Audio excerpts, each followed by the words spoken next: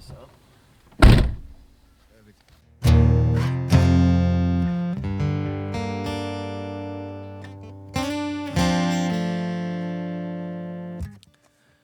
How's it going? My name's Jack Raymond. We're here at Backseat Sessions. I'm going to sing you a tune called Run Yandina Run.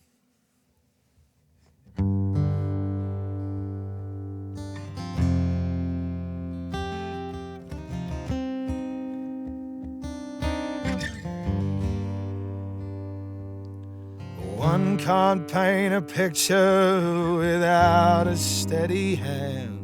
For the one that penned this letter is as shaky as it gets. Buried in the past, forgotten all by a second man. There's a killing field just out of town where your mansion is now staying.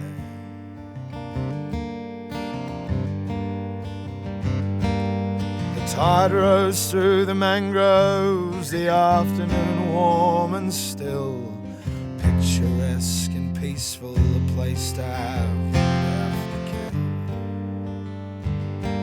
Could have only been just yesterday out on Yandina Run, where the bullets met the flesh, water and red ancient blood.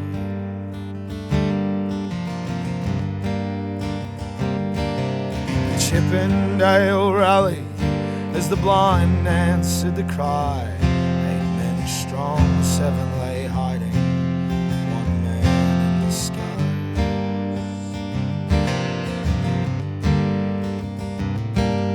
He acted by the banks, a lure for men out from the shore. Think about baiting for humans, makes the skin begin to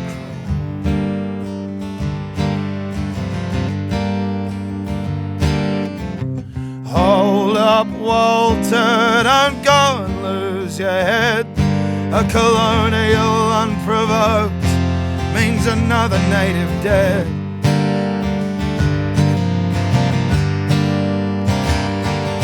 There's something on the wind down Murder and Creek Road. I hear the fallen calling out to save them.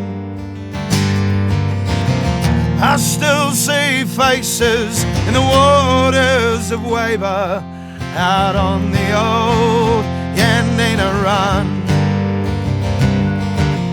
Run, run, Yandina Run. Run, run, Yandina Run. Run, run, Yandina Run.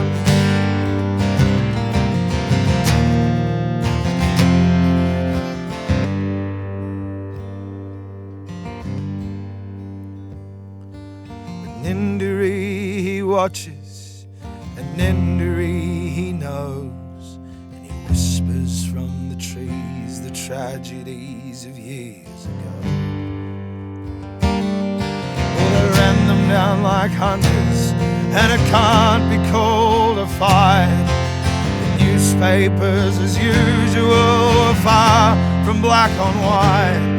Oh, the latter held the gun, held the gavel and the knife. As the sun set on the water, well, the land began to cry.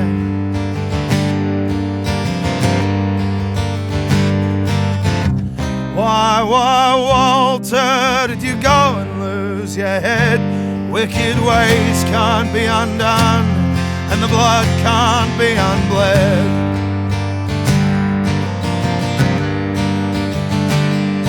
There's something on the wind down Murder and Creek Road. I hear the fallen calling out to save them.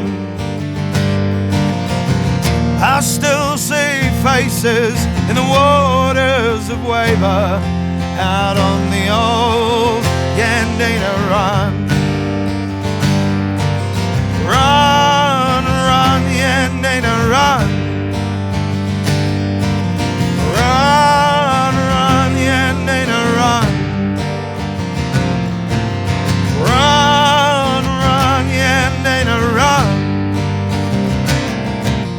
Run,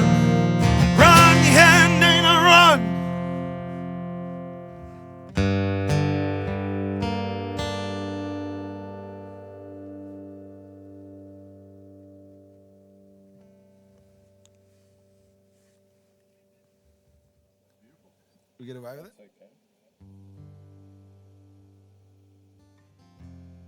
Oh, so realistically, anywhere you could put it, it's a really hard one.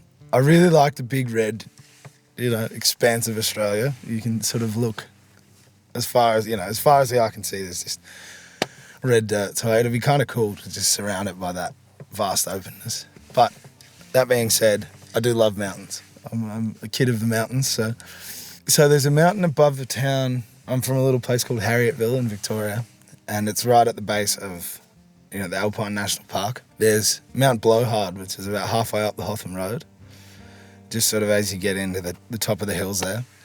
And you've got pretty much a 360 view of the Alpine National Park, so that's pretty incredible. So that wouldn't be a bad spot, I don't reckon.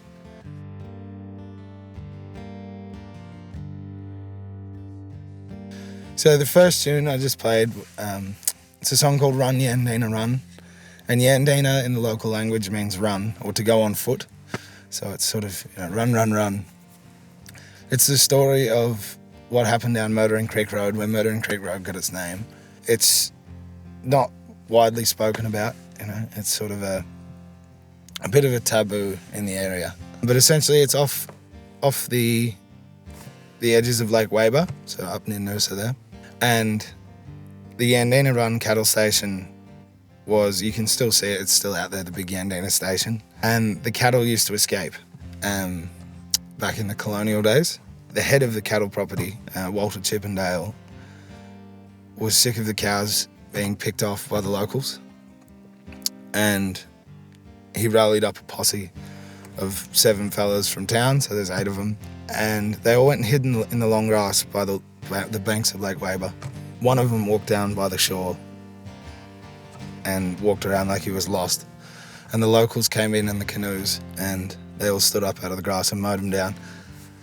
And the number is really hazy, so all this stuff you sort of had to really dig in the archives and the old newspapers, and there's some letters. But it's really not widely covered, so the number of deaths was really, really hard to come across, but they're somewhere in the range of 30. And I came across some old paperwork of a petition that they started a few years ago to change the name of Murdering Creek Road, because the name was devaluing the properties and people thought they could get more bang for their buck if they had a nice, happy name. I think that there is a fair bit of frustration within those lyrics, just purely off the fact that, after committing such an atrocity, that, the white man has enough sort of, I don't know what the right word for it is there, but he's sort of arrogant enough to want to change the name of the place because it's affecting him in the now, as opposed to, it's only in the great history of, the great length of time, it's really only yesterday. Like it's not a long time ago that all this happened. So I think there is some frustration, and it's such a beautiful place. I think there's a longing and a sorrow in there, because it's like, how can something so horrible take place in such a beautiful area? And, I spent a fair bit of time down there, and there's definitely a heaviness on the air, and I figured it was something worth exploring and looking into. But the song, I think it's probably the longest I've ever spent on writing a song. It took a couple of weeks of being down there, and I'd go down there at 6 o'clock in the morning and just sit and play, 100 different verses and see what felt right. But you can stare into the creek down there, and it's just absolutely stunning.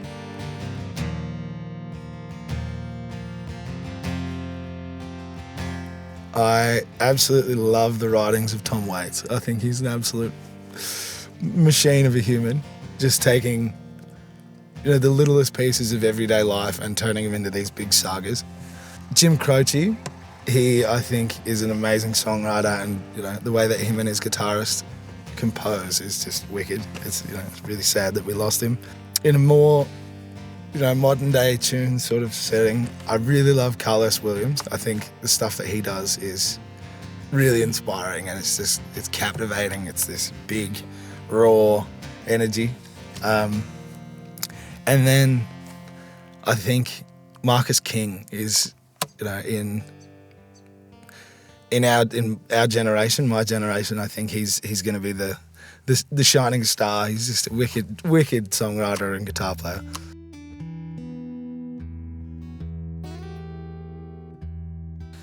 So really excited for the end of the year. So this coming September, I'm off to Melbourne for a month to go and play and sort of try and engrave myself in the scene down there a little bit. And then come the 1st of October, another local duo, JC and the Tree and myself, are sort of teamed up, and we're just going to go and explore the far reaches of Southern Australia, which is nice. We're playing in between Newcastle and Adelaide and everything south of there. So we've got 25 or 30 dates that we're looking at, and it's just going to be a hoot. Just going to places I've never been. I've never been to South Australia, so it's really looking forward to that. And just connecting with, as many people as we can on the road and sharing tunes and stories and having a laugh. I'm really looking forward to it.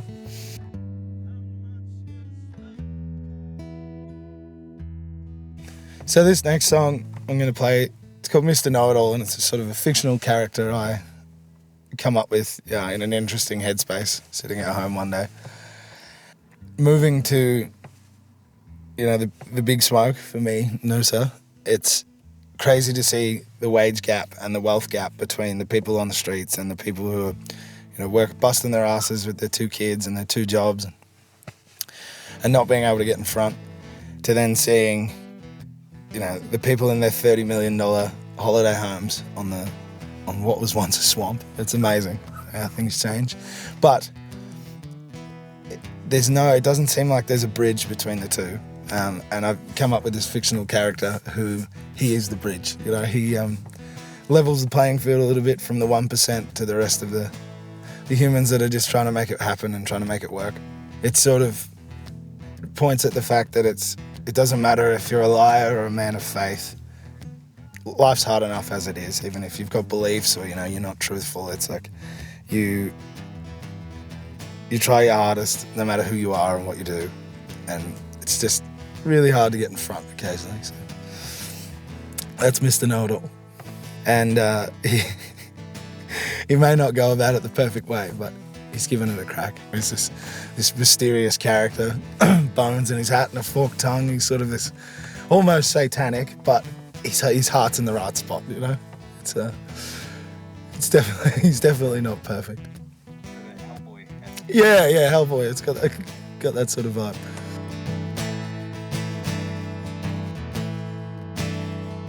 So you can find an album on Spotify and all the streaming places. I'm on Bandcamp.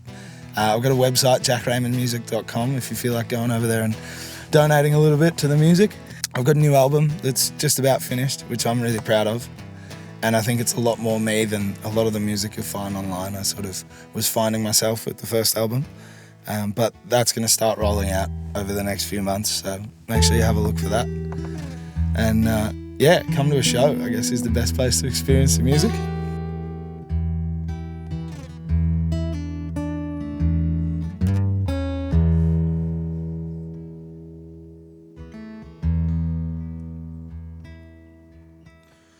They hide in their house all alone from the wind, pray that the people around them can swim, fall on their knees, plead to the clouds, no one is there to hear. Boy, the cried wolf, or the man that prays God, have both been deserted to deal with it all. The things that you owe mean nothing no more. But how much is will? How much is fate? What is real? What is fate? But it's so insane to me. Rise and fall, ebb and flow, Mr. Know-It-All, with a lesson to teach.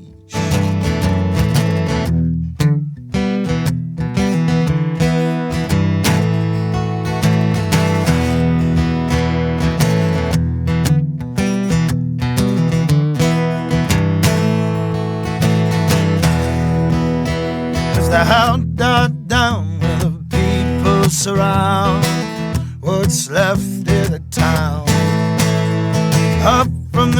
So perfectly dressed came the man with the fork in his tongue, covered in black with a bone in his hat. Sermon flew from his mouth.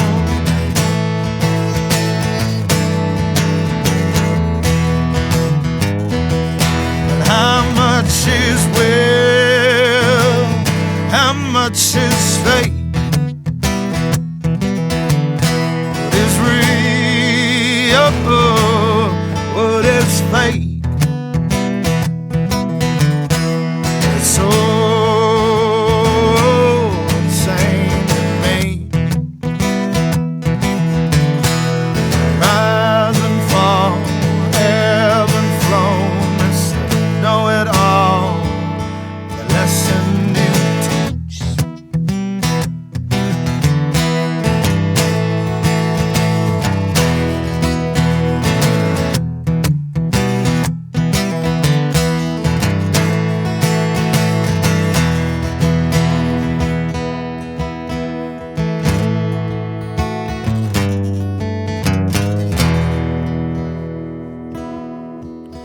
For I know it all, and I've leveled your homes, balanced the scales for all. Man at the top is taking his fall, down to the beggars below. Greedy and rich, the impoverished, the sick, must now rebuild as a whole. I will come back once more to attack, to you rich men to help in the poor. How much is will? How much is fate? What is real? What is fake? It's so insane to me. Rise and fall, ebb and flow, Mr. Know It All, a lesson he did teach.